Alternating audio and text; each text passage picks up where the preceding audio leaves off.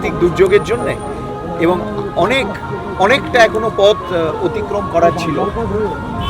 তো এটাও একটা অভিনব প্রচার হলো। আমরা কত 50% আমরা 50% কভার করলাম।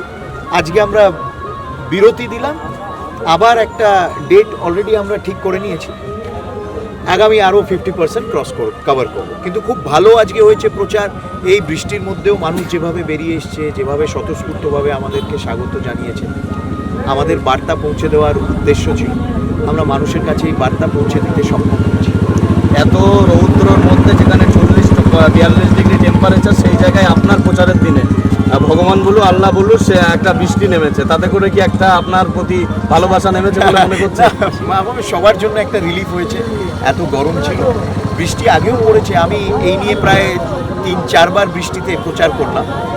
একটা স্বস্তি, সবারই স্বস্তি হয়েছে, সবারই হয়েছে। আপনারা প্রথমবার তৃতীয় ছিলেন, গতবার দ্বিতীয়, এবারে কি প্রথম হবে আশা করছেন? একদম, প্রথমবার তৃতীয়, দ্বিতীয়বার দ্বিতীয়, তৃতীয়বার প্রথম, এবারে প্রথম আশা করছেন? একদম। আচ্ছা, আপনাদের প্রচারের মিছিল দেখে কয়েকজন যুবক তারা তৃণমূলের ঝান্ডা নিয়ে জয় বাংলা স্লোগান দিচ্ছিলেন, কি বলবেন? ভালো দিক।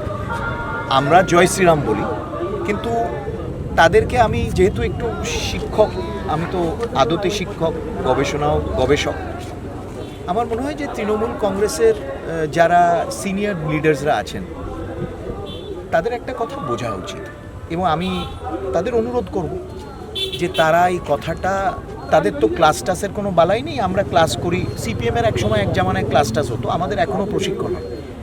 জয় বাংলা একটা বিদেশি রাষ্ট্রের স্লোগান। বাংলাদেশের সাথে আমরা সবাই আমাদের একটা হৃদয়ের যোগ রয়েছে, আমাদের একটা আত্মিক সম্পর্ক রয়েছে, কিন্তু আফটার অল জয় বাংলা সেই রাষ্ট্রের স্লোগান, এবং একটা অন্য রাষ্ট্রের স্লোগান আমরা স্বাধীন ভারতবর্ষের মাটিতে এই স্লোগান আমরা দিতে পারি না। আজকে তারা জয় বাংলা বলছে, কালকে তারা পাকিস্তান জিন্দাবাদ বলবে, এবং সেই জন্যে এরা না ইতিহাস জানে, না এরা দেশ ভক্তি কি হয় জানে, এবং কোনটা সংবিধানে উচিত অনুচিত জানে না। আমি সেই জন্য তাদের সিনিয়রদের অনুরোধ করবো যে আপনারাও বলবেন না জয় বাংলা। যিনি একজন জয় বাংলা বলেন তার মাঝে মাঝে একটু তার তিনিও না জেনেই অনেকগুলো বা জেনে বুঝে করেন, এটা আমাদের স্লোগান না। কাকে বলছেন? অভিষেক বন্দ্যোপাধ্যায়? না, জয় বাংলা দুজনেই যারা বলেন, যার উৎস জয় বাংলা, তাদের কথাই বলছি। আপনি তাদেরকে দেখে হাত নাড়লেন, ভালোবাসাটা দিলেন, দেখলাম।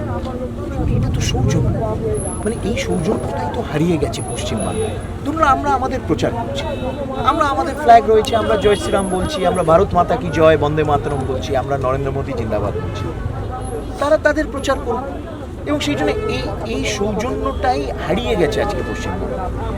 ভোট হচ্ছে গণতন্ত্রের উৎসব, এবং আমরা যখন ভোট প্রচার করছি আমরা সেই উৎসবে সামিল হচ্ছি, এবং উৎসবের মরশুমে কেউ আজকে যেমন গঙ্গা জোয়ারাতে, কালকে আমাদের ওখানে র্যালি ছিল, আজকে গঙ্গা জোয়ারাতে আমাদের র্যালিতে যারা এসেছিল তাদের ঘরদোর ভাঙচুর করেছে। এটা ভোটের উৎসব হতে পারে না। আমরা মানি ভোট হচ্ছে উৎসব, সেই জন্য আমি হাত নাড়লাম। তারাও তাদের ফ্ল্যাগ দেখাক, আমরাও আমাদের ফ্ল্যাগ নিয়ে প্রচার করছি, মানুষের কাছে যাচ্ছি। এতে অন্তত আমরা মনে করি না এতে কোনো বিরোধিতা বা কিছু রয়েছে। বিধানসভা নির্বাচনে আইএসএফ সিপিএম এর মধ্যে একটা জোট ছিল, তাতে করে বিজেপির ভোটটা অনেকটাই কম ছিল ভাঙড়ে, তবু আপনারা 40,000 মতো ভোট পেয়েছিলেন। এবারে তো চতুর্মুখী লড়াই যাদবপুরে, কতটা আশা করছেন এই ভাঙড় থেকে লিড পাবে? দেখুন, আমরা মানুষের কাছে যাচ্ছি, আমরা কে কার ভোট কাটলো, কে কোন প্রার্থী দিল না দিল, আমরা সেই দিকে না দেখে, আমরা একটা জাতীয় দল, এবং আমাদের বিরুদ্ধে যারা যারা দাঁড়িয়েছে তারা আঞ্চলিক দল। আমরা একটা জাতীয় দল। আমাদের 10 বছর খুব পপুলার একজন প্রধানমন্ত্রী, তিনি শুধু প্রতিশ্রুতি দেননি, প্রতিশ্রুতি দিয়েছেন, বাস্তবায়িত করেছেন, কাজ করেছেন, দেখিয়েছেন, এবং আমরা তার বার্তা নিয়ে মানুষের কাছে যাচ্ছি। আগামী দিন আমরা কি করতে চাই সেটা আমরা মানুষকে বলছি। আমরা এইভাবেই দেখি, কার ভোট কাটলো না কাটলো মানুষ ঠিক করবে।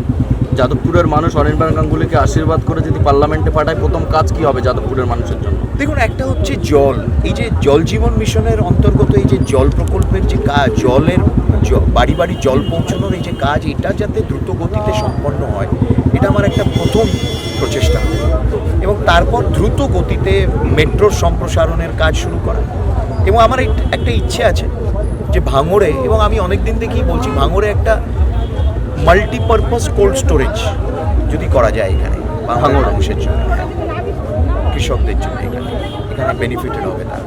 এইসব কাজগুলো প্রাথমিকভাবে কাজ